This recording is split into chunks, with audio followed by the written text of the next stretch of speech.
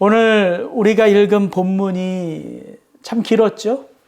제가 특별히 두 구절의 말씀을 꼭 읽고 싶어서 욥기 1장, 2장을 다 본문으로 잡았습니다. 바로 이 두 구절입니다. 욥기 1장 9절 그리고 욥기 2장 3절이에요. 사탄이 이르되 욥이 어찌 까닭없이 하나님을 경외하리이까. 내가 나를 충동하여 까닭없이 그를 치게 하였어도 그가 여전히 자기의 온전함을 굳게 지켰느니라. 이번 한 주 욥기 1장, 2장을 읽으면서 무엇보다 제 마음 가운데 선명하게 들어오는 구절이 바로 이 두 구절이었습니다. 까닭없는 경외, 까닭없는 고난이라는 단어였어요. 우리는 매사 늘 그 이유, 그 원인을 알고 싶어 합니다. 그가 어떻게 그렇게 성공했지? 그 성공의 이유를 알기 원하고요. 그가 어떻게 그런 놀라운 하나님의 축복을 받았지? 하나님의 축복을 받은 비결이 무엇인지를 분석하기를 원합니다. 그러나 욥기의 이야기는 참 아이러니하게도 바로 이 까닭없는 경외, 까닭없는 고난으로부터 그 이야기가 시작된다는 거예요. 욥기 전체의 배경이 되는 욥기 1장 1절부터 5절까지를 제가 한번 읽겠습니다. 우스 땅에 욥이라 불리는 사람이 있었는데 그 사람은 온전하고 정직하여 하나님을 경외하며 악에서 떠난 자더라. 그에게 아들 7과 딸 3이 태어나니라. 그의 소유물은 양이 7,000마리요 낙타가 3,000마리요 소가 500Ɬ이요 종도 많이 있었으니 이 사람은 동방 사람 중에 가장 훌륭한 자라. 그의 아들들이 자기 생일에 각각 자기의 집에서 잔치를 베풀고 그의 누이 3명도 청하여 함께 먹고 마시더라. 그들이 차례대로 잔치를 끝내면 욥이 그들을 불러다가 성결하게 하되 아침에 일어나서 그들의 명수대로 번제를 드렸으니 이는 욥이 말하기를 혹시 내 아들들이 죄를 범하여 마음으로 하나님을 욕되게 하였을까 함이라. 욥의 행위가 항상 이러하였더라. 이 욥이라는 인물은 과연 어느 시대 사람이며 그는 정말 실존하는 인물일까? 욥기를 읽으면서도 그것이 참 궁금합니다. 그러나 그가 사는 곳, 이 우스 땅이라는 곳도 사실 정확하게 밝혀낼 수 없는 그런 지명이라고 합니다. 다만 그는 이스라엘 나라 밖에 동방 사람으로 소개되고 하나님을 경외하는 큰 부자로 알려져 있습니다. 그가 가진 재산뿐만 아니라 그에게 있는 7 아들, 3 딸, 얼마나 우애가 좋은지 욥의 가정은 화목하고 다복한 가정으로 소개되고 있지요. 그렇다면 이 욥은 어떻게 하나님을 알고 하나님을 믿은 사람일까요? 그것도 욥기는 말하지 않습니다. 다만 그의 신앙이 조건적이고 즉흥적이고 감정적인 것이 아니라 그는 그의 자녀들의 그 마음의 죄악까지도 늘 고민하고 하나님 앞에 늘 온전하게 하기를 힘쓰는 그의 신앙은 늘 한결같다는 말로 그 욥을 소개해 주지요. 욥의 행위가 항상 이러하였더라. 성경은 욥의 그 신앙을 인정하고 있다는 것입니다. 여러분, 이런 훌륭한 믿음을 가진 욥이 어떻게 고난의 대명사가 되었을까요? 미국 사람들의 이름 가운데 가장 흔한 이름들이 데이빗, 다니엘, 존, 폴, 이런 이름 아니겠습니까? 여러분의 미국 친구들 이름 가운데에 혹시 욥이라는 이름을 가진 분들이 있습니까? 보기가 드물지요. 그렇게 욥이라는 이름은 어느덧 성도들에게는 고난의 대명사가 되었고 욥이 경험했던 그의 삶은 성도라도 누구나 따르고 싶지 않은 고난의 삶으로 그려지고 있다는 것이지요. 그래서 그런 것 같아요. 성도들에게 욥기가 점점 더 읽기 어려운 책이 되어가고, 또한 목사들에게는 욥기가 설교하기 어려운 책으로 그렇게 여겨지는 것 같습니다. 그러나 분명 이 욥기가 주는 특별한 가르침이 있다는 거예요. 오늘은 그 이야기를 좀 여러분과 나눠보고 싶어요. 이 화목한 욥의 가정에 갑자기 몰아닥치는 비극은 어디로부터 비롯될까요? 오늘 욥기 1장 2장을 보면 욥기 1장 2장은 두 장면을 나란히 배치해 놓고 있습니다.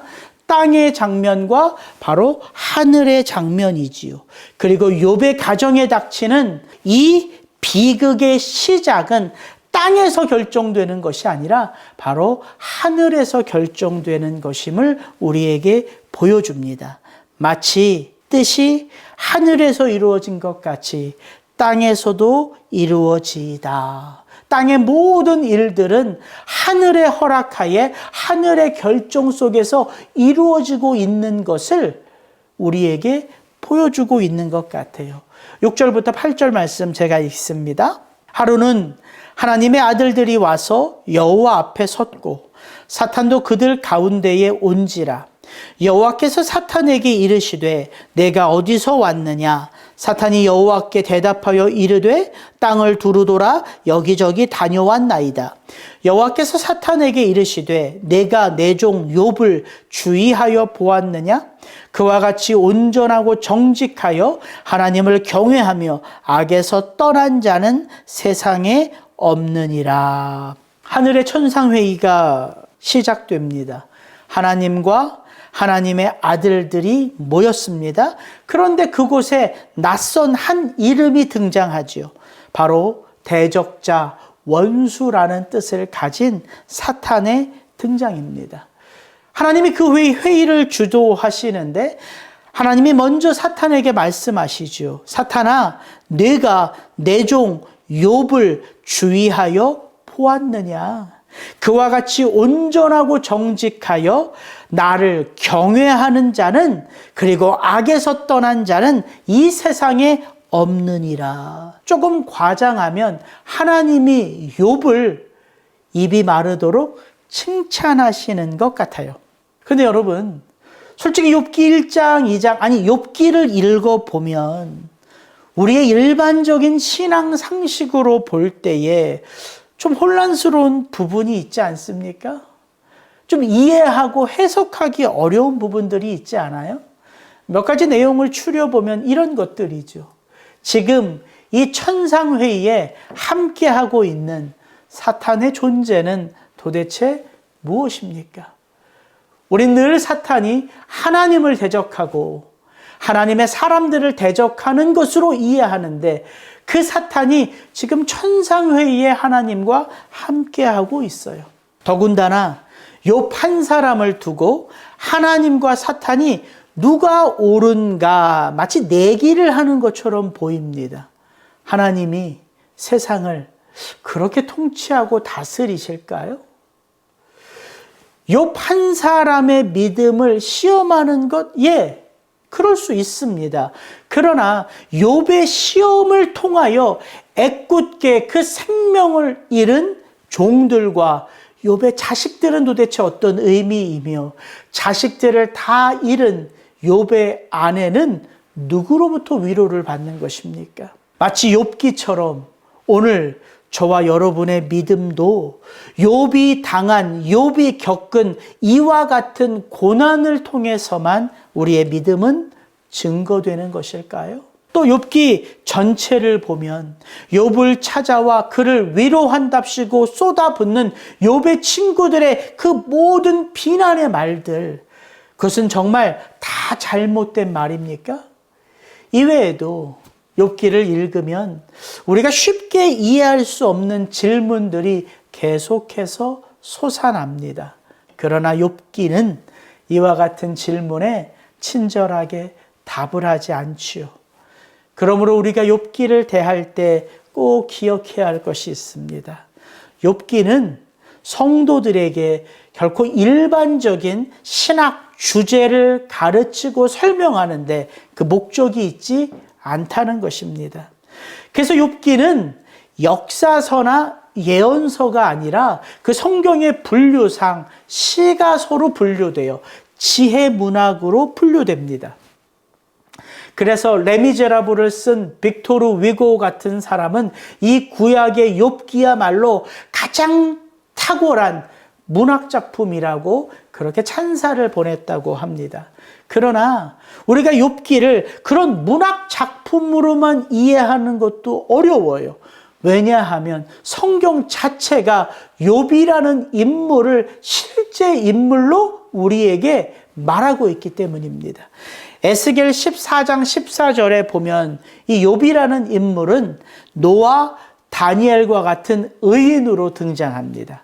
또한 야고보서 5장에 보면 인내를 요구하는 성도들에게 그 인내의 모범이 되는 사람으로 구약의 인물 가운데 욥을 들어요.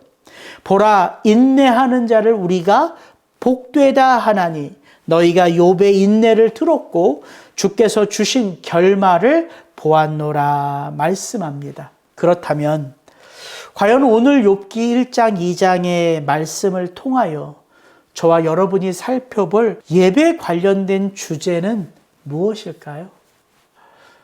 연초에 이 예배 시리즈를 제가 준비하면서 이런 생각이 들었어요. 저와 여러분의 예배가 늘 최상의 상태, 늘 좋은 여건 속에서만 드려지는 것은 분명 아닙니다. 우리는 절망의 상태, 최악의 조건 속에서도 하나님을 향한 그 예배를 멈추어서는 안 되는 것이죠.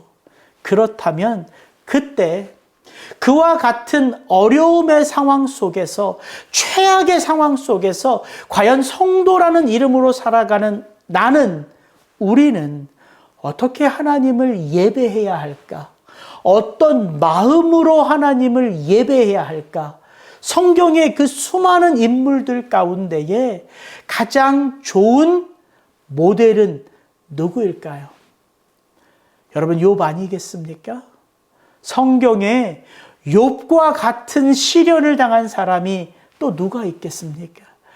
그래서 이 예배 시리즈를 생각하면서 최악의 예배, 절망의 예배 속에 우리가 누구를 통하여 과연 예배를 배울 수 있을까?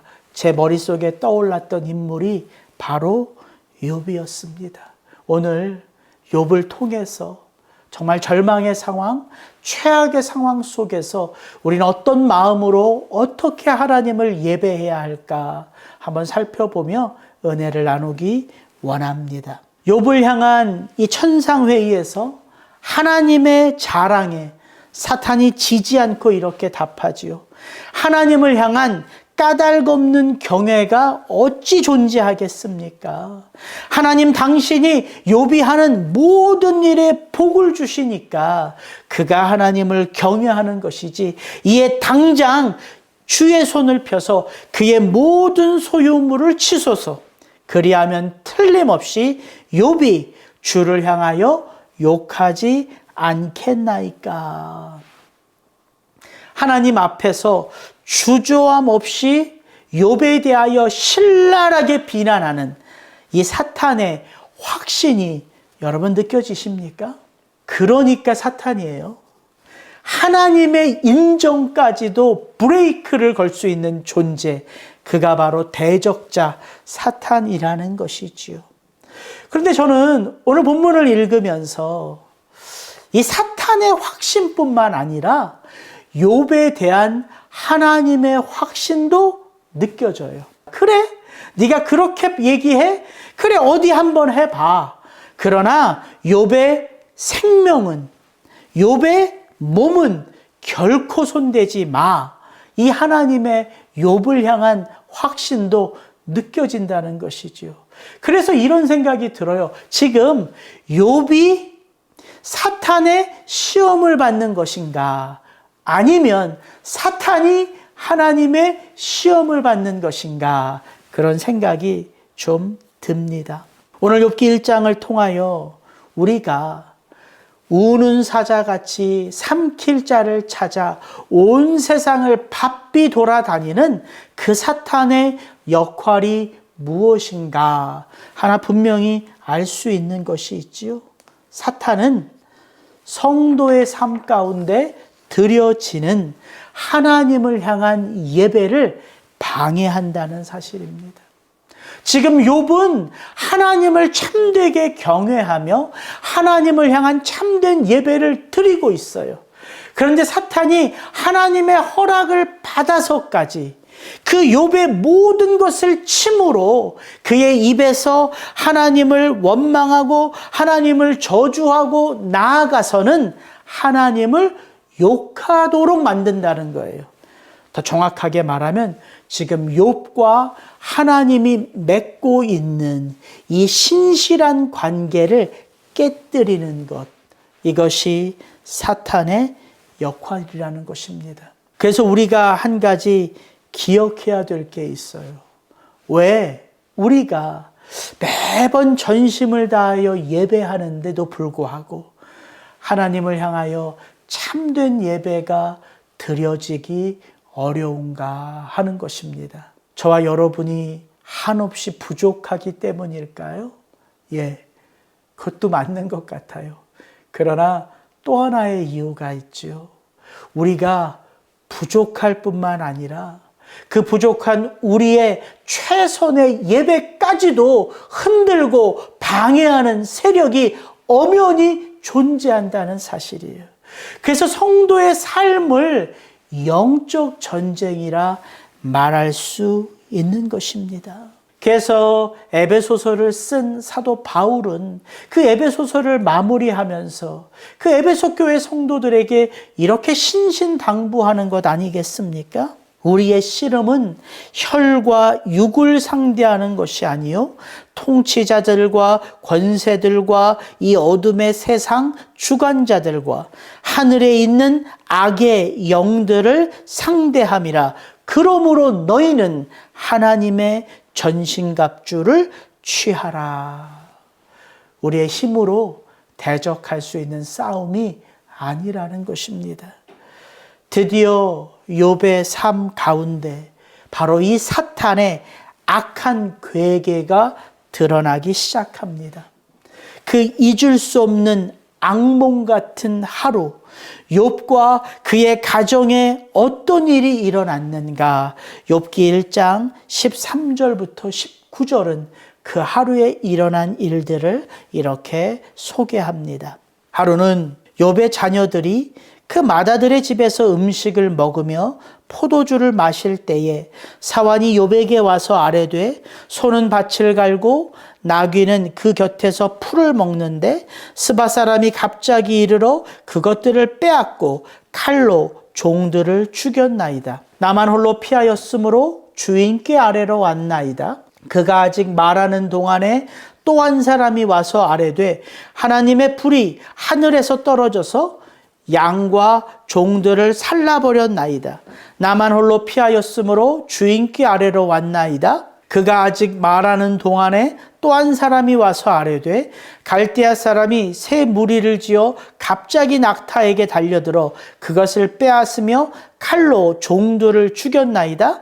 나만 홀로 피하였으므로 주인께 아래로 왔나이다. 그가 아직 말하는 동안에 또 한 사람이 와서 아뢰되 주인의 자녀들이 그들의 맏아들의 집에서 음식을 먹으며 포도주를 마시는데 거친 들에서 큰 바람이 와서 집 내 모퉁이를 치매 그 청년들 위에 무너짐으로 그들이 죽었나이다. 나만 홀로 피하였으므로 주인께 아래로 왔나이다 한지라. 여러분, 지금 제가 읽은 이 모든 일들이 단 하루 동안에 욥에게 일어난 일들입니다.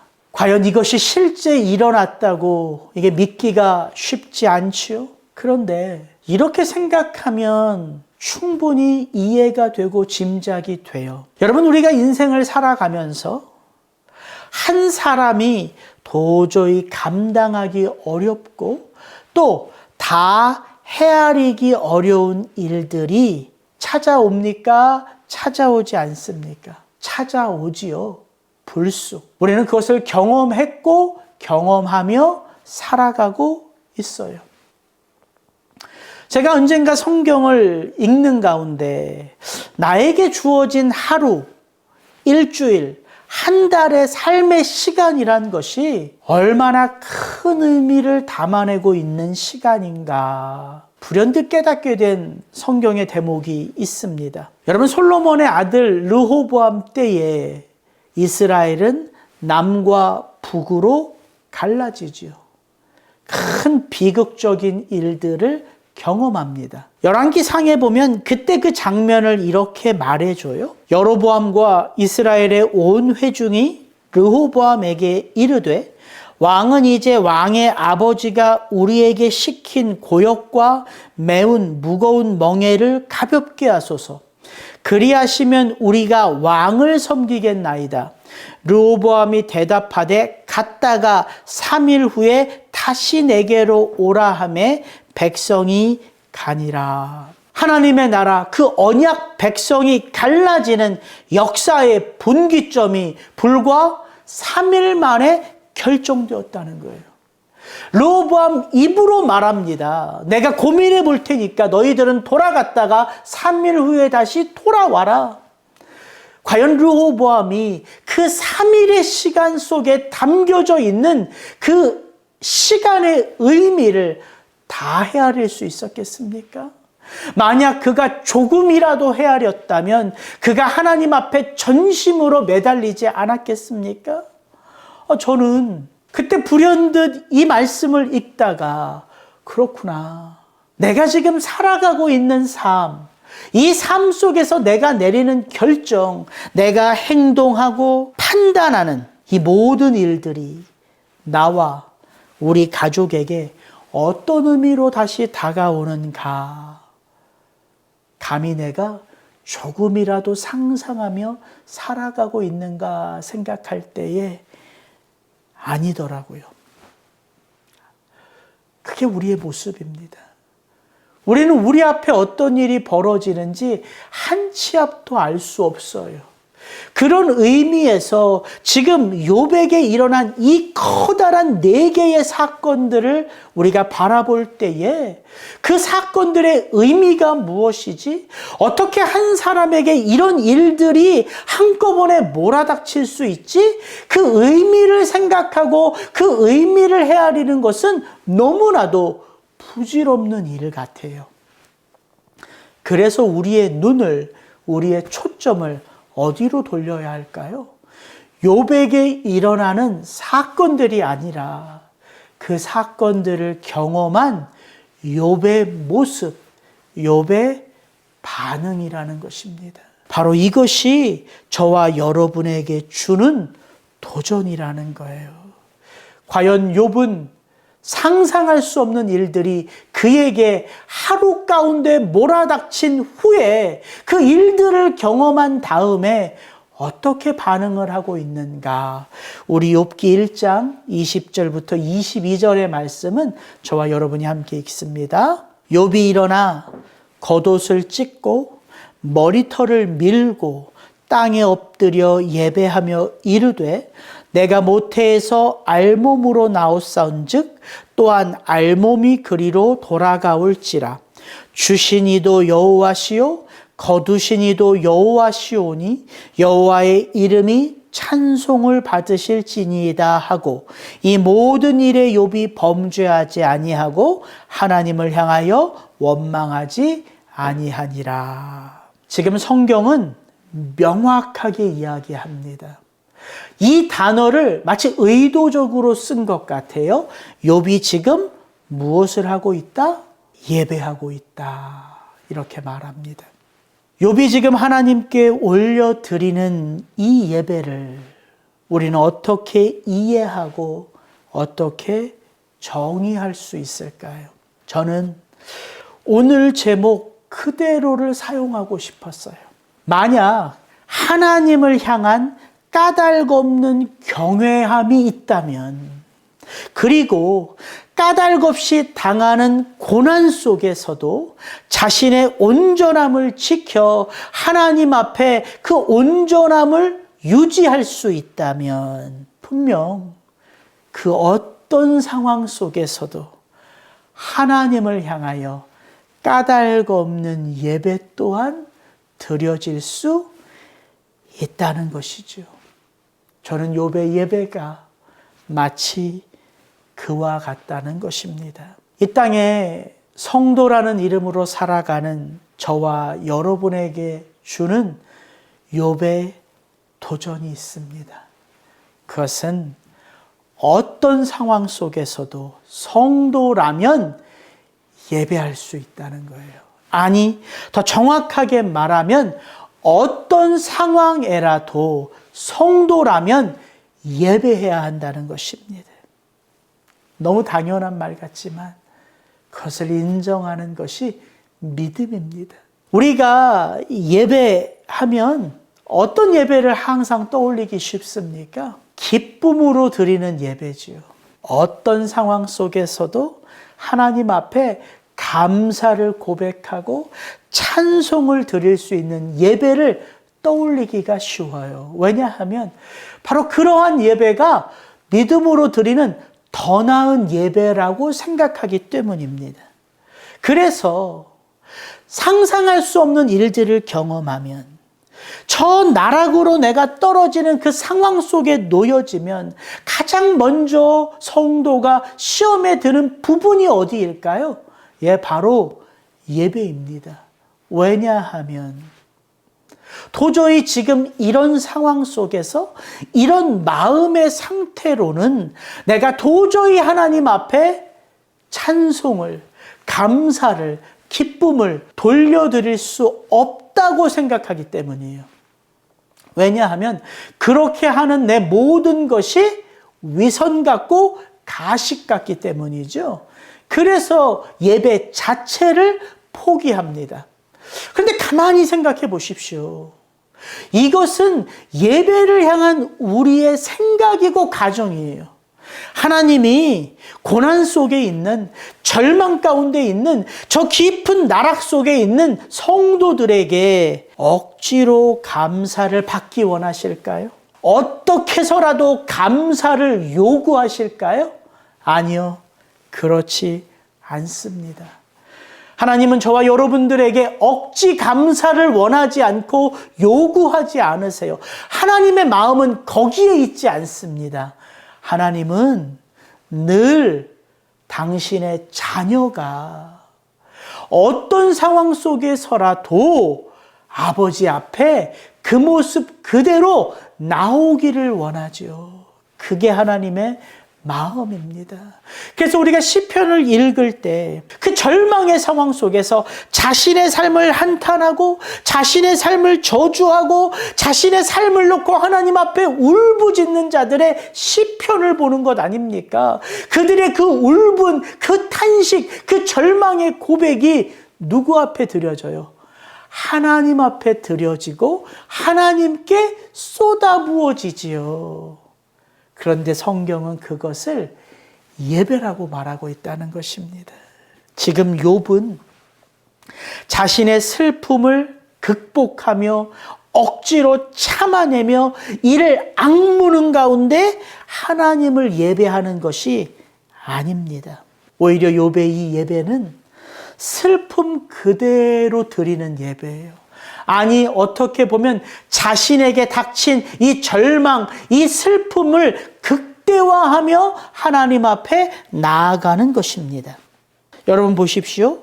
겉옷을 찢고 머리털을 미는 것은 보통 이스라엘 백성들에게 어떤 의미입니까? 극심한 슬픔을 당해서 자신의 힘으로는 그것을 감당할 수 없고 그 절망의 상황 속에서 자신의 아픔을 그대로 인정하는 모습, 이스라엘 백성들의 전통이라는 거예요.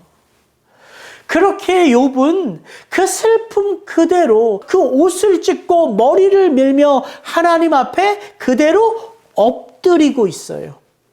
근데 참 아이러니하죠. 하나님 앞에 엎드리고 엎드리는 욥의 모습, 이 엎드리다, 이게 예배하다라는 뜻이에요. 히브리어, 헬라어 그 어떤 단어를 구별하지 않고 예배하다라는 뜻 속에는요, 엎드리다, 부복하다라는 뜻을 함축하고 있습니다. 마치 종이 주인의 명령을 기다릴 때에 그 앞에 바짝 엎드리는 것처럼, 그렇게 우리의 예배에는 나 자신을 그 어떤 상황 속에서도 바로 하나님 앞에 내가 엎드려야만 하는 존재인 것을 인정하고 고백하는 믿음이 담겨 있다는 거예요. 그게 예배라는 단어입니다. 근데 이 예배라는 단어가 우리 마음에 와닿지 않죠. 왜냐하면 오늘 우리의 예배는 누가 결정해요? 우리 자신이 결정하지 않습니까? 내가 드릴 예배의 장소, 예배의 시간, 예배의 공동체를 다 우리 스스로 결정하고 있기에 이 예배라는 단어가 갖고 있는 참된 의미, 그 어떤 상황 속에서도 나는 그 하나님 앞에 절대적으로 엎드려야 하는 존재임을 인정하고 고백하는 믿음, 그것이 예배라는 것이 우리 마음 깊이 와닿지 않는 것이죠. 그래서 성경은 예배를 권면하지 않습니다. 예배를 부탁하지 않아요. 예배를 명령하고 있다는 사실입니다. 오늘 이 하루 모든 것을 잃고 모든 것을 빼앗겼지만 그럼에도 불구하고 하나님 앞에 엎드려 예배하는 그 욥의 예배 속에서 그가 깨달은 것이 무엇인지를 그의 고백을 통하여 우리는 듣게 되지요. 욥이 고백합니다. 내가 모태에서 알몸으로 나왔사온즉 또한 알몸이 그리로 돌아가올지라 주시니도 여호와시요 거두시니도 여호와시오니 여호와의 이름이 찬송을 받으실지니이다 하고. 여러분, 우리가 가진 것을 다 잃으면 그때 비로소 알게 되는 것이 있죠. 아, 이것이 진정 내 것이 아니었구나 하는 깨달음입니다. 다만 내가 맡은 것이요, 나에게 맡기신 분이 있구나 하는 것을 깨닫게 됩니다. 그래서 함부로 고백할 수 없어요. 왜냐하면 이것은 머리로 깨닫는 이론도 아니고 머리로 풀어낼 수 있는 공식도 아니기 때문입니다.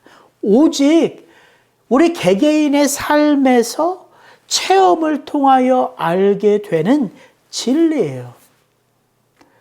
로고스의 말씀이 레마의 말씀으로 우리의 삶에 깊이 새겨지는 순간입니다. 욥기 2장에도 보면요, 사탄이 욥의 재물을 다 빼앗아도 욥의 입에서 하나님을 향한 원망, 저주가 나오지 않자 비로소 그의 몸에 손을 대지요. 욥의 몸에 발바닥에서부터 정수리까지 악성 종기가 나게 합니다. 그때 욥이 재 가운데 앉아서 질그릇 조각을 가져다가 자신의 몸을 푹푹 긁습니다.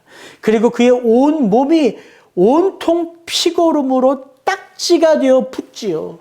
그러나 그럼에도 불구하고 그가 예배를 포기하지 않자 욥의 아내가 쏟아붓는 말이 욥기 2장 9절에 이렇게 소개됩니다. 그의 아내가 그에게 이르되 당신이 그래도 자기의 온전함을 굳게 지키고자 예배하느냐? 차라리 하나님을 욕하고 죽으라. 욥의 아내의 신랄한 비난이죠.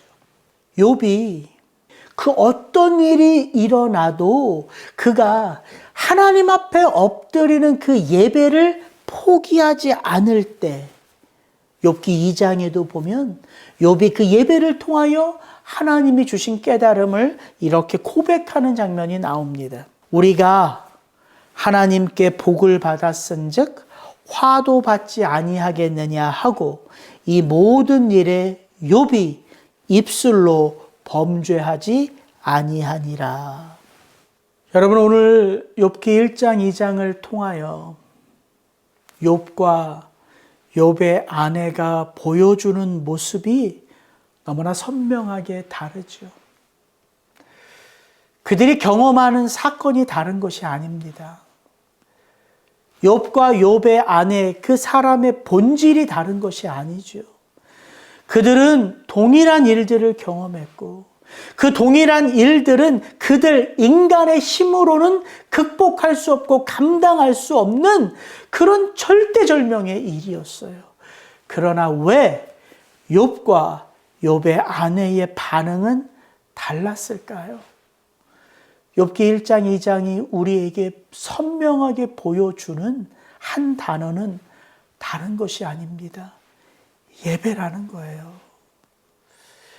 이것이 예배의 영광이고 이것이 예배하는 자에게 주어지는 하나님의 권능이요 하나님의 능력이라는 것입니다. 절망의 상황 속에 사탄은 끊임없이 속삭입니다. 이런데도 하나님을 예배해? 하나님을 예배할 이유를 찾아봐. 이렇게 저와 여러분들을 속삭입니다. 그러나 그런 의심이 밀려올 때, 그런 두려움의 마음이 나를 압도할 때, 그럼에도 불구하고 하나님을 예배하는 것을 포기하지 않을 때에 하나님은 바로 그 성도의 예배 가운데에 까닭없이 나를 붙드시고 까닭없이 나를 품으시는 그 하나님의 사랑을 한량없이 부어주신다는 거예요. 여러분, 이것이 예배의 축복입니다.